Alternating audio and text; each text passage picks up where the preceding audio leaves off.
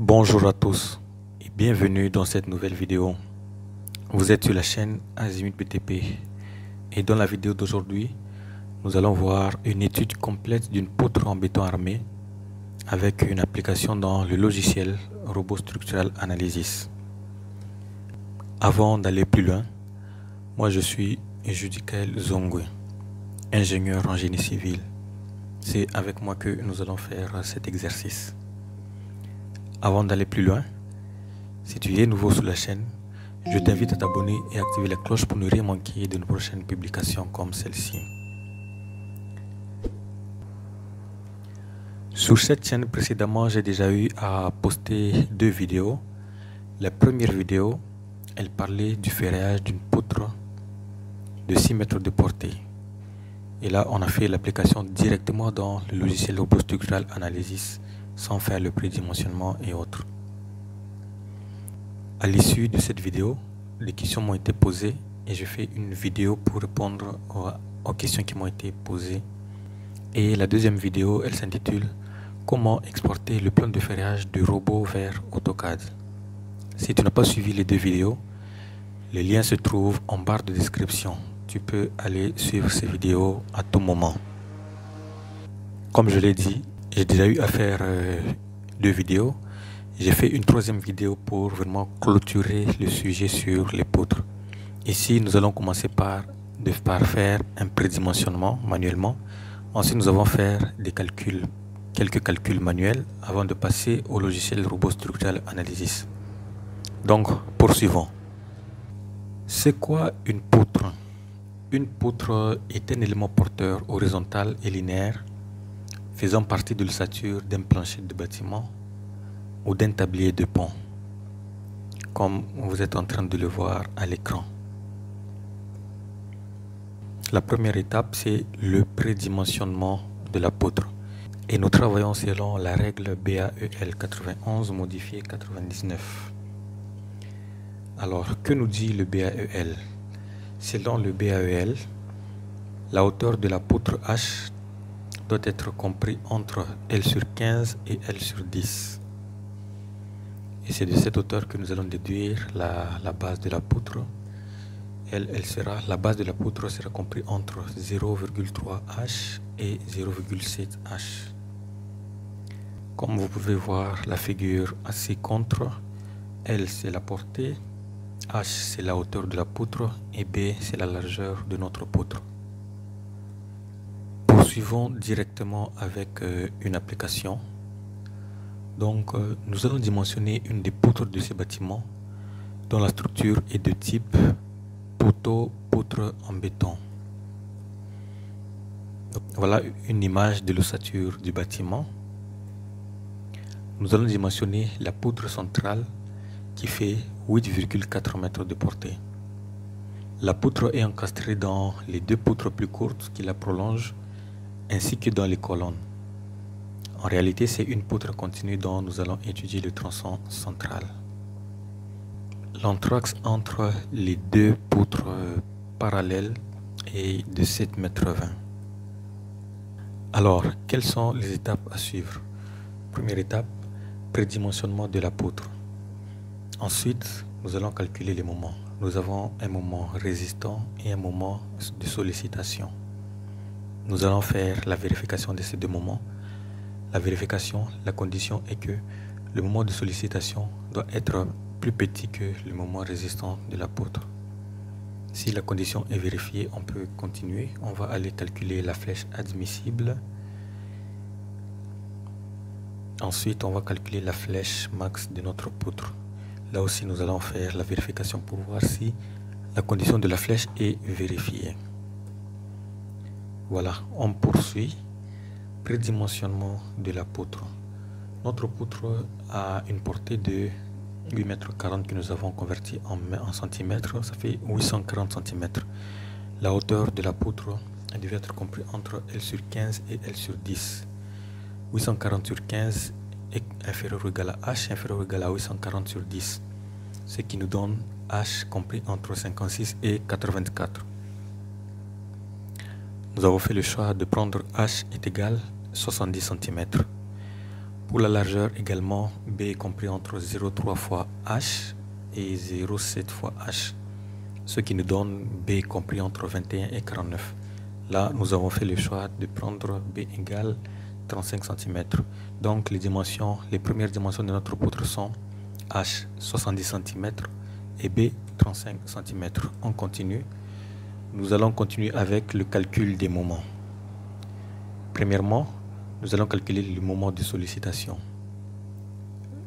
Pour calculer le moment de sollicitation, la formule, elle existe déjà. C'est ce que vous pouvez voir dans le tableau ci-contre.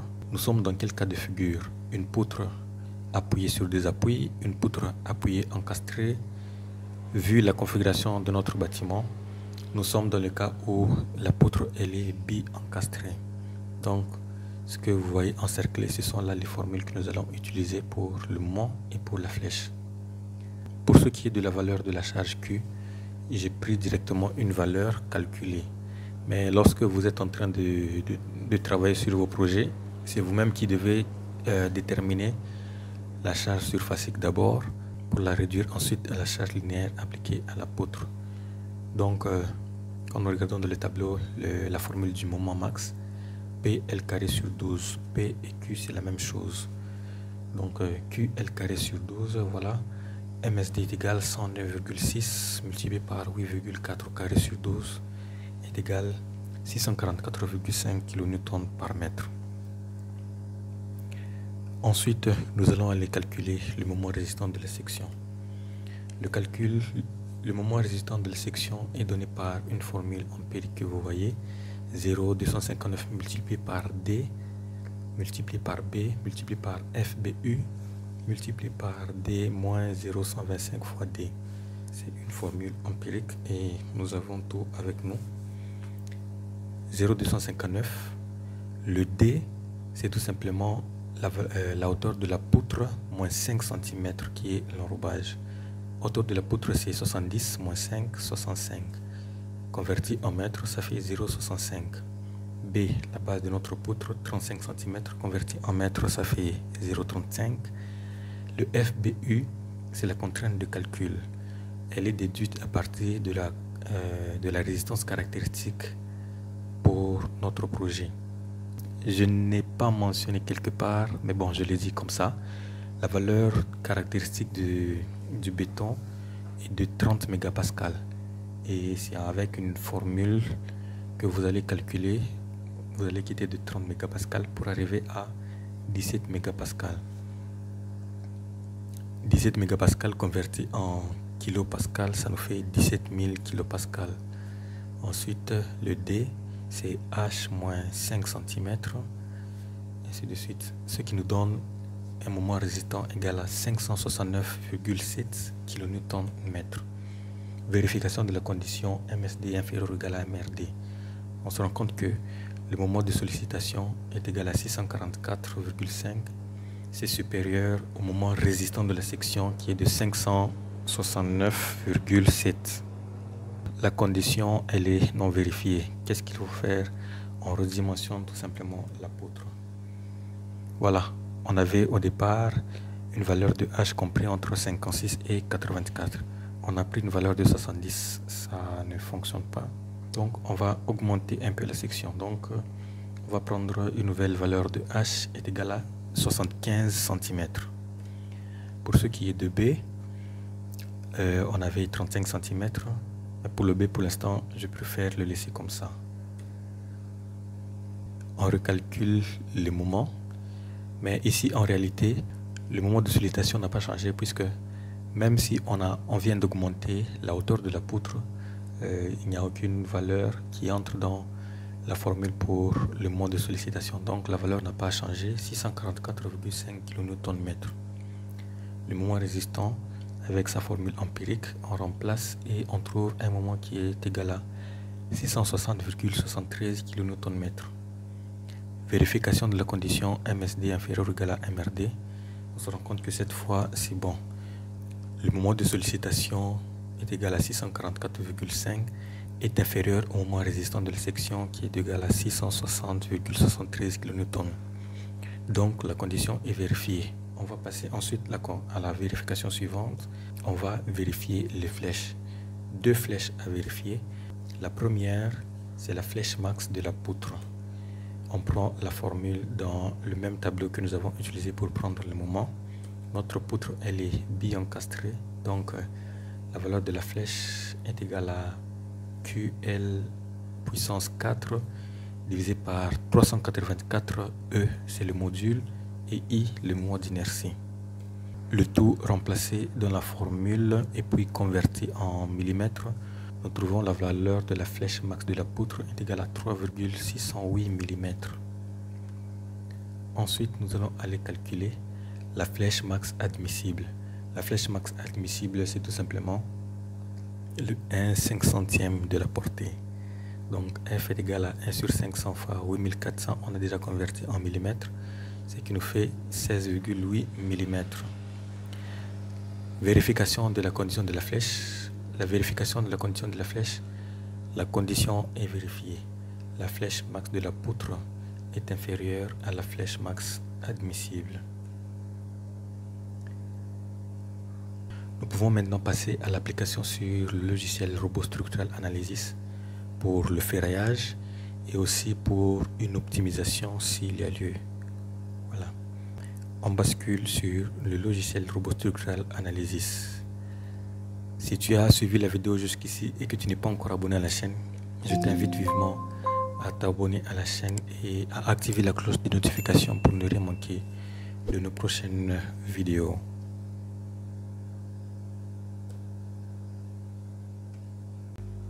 Bien, nous allons poursuivre la vidéo sur Robot Structural Analysis.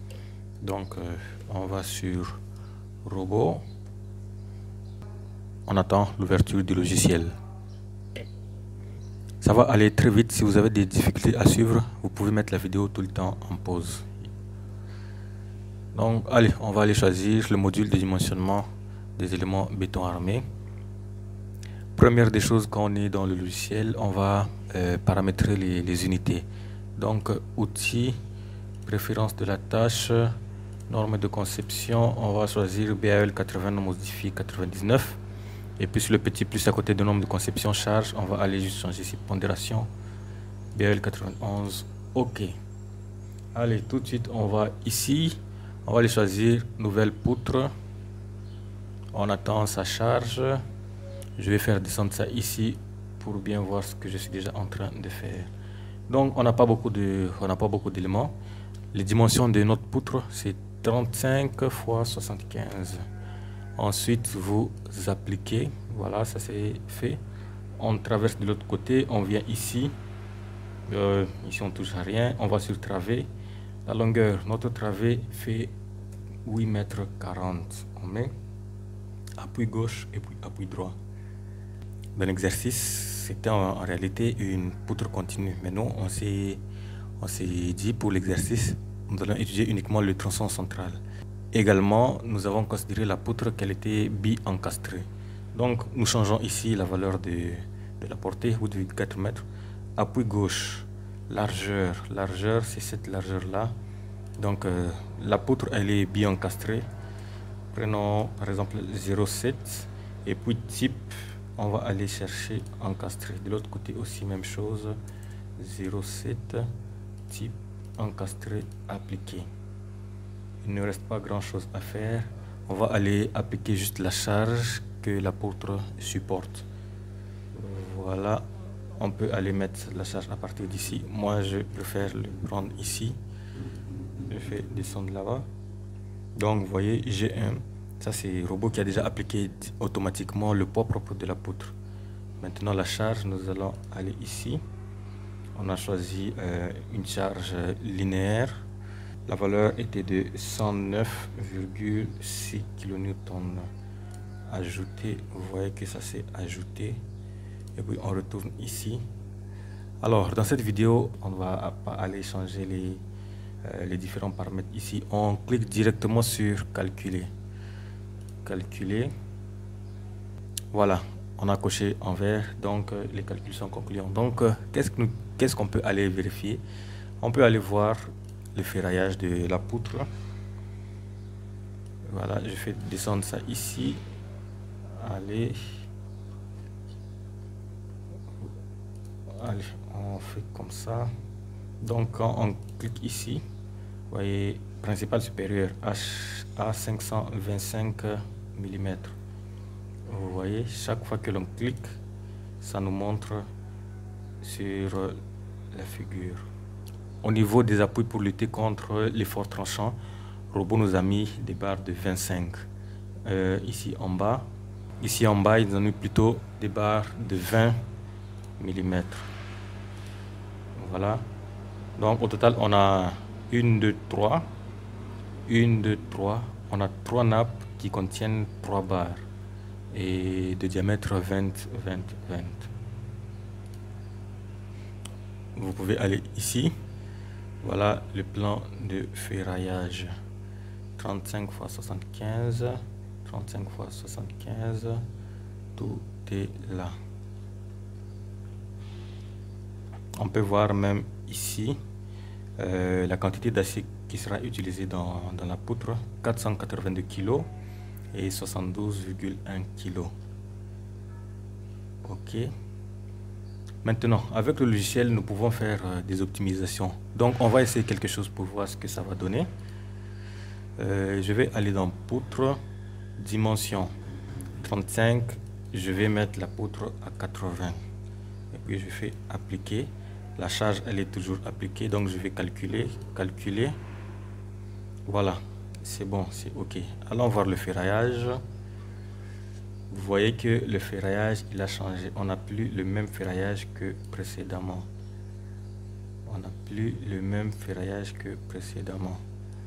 Qu'est-ce qui a changé? Je pense que c'est les barres inférieures qui ont changé. En haut, nous avons toujours des barres de diamètre 25 pour lutter contre les forts tranchants. En bas, cette fois, nous avons des barres de 14. En tout, nous avons 1, 2, 3, 4.